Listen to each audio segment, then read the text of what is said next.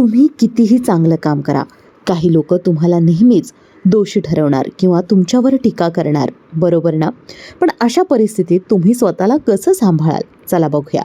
पहिलं म्हणजे लक्षात ठेवा, त्यांची टीका तुमची वास्तविकता कधीच नसते. ती त्यांची मतं असतात, तुमचं सत्य नाही. दुसरं, शांतपणे स्वतःला विचारा, मी खरंच काही चूक केली आहे का? जर नाही तर चिंता सोडा.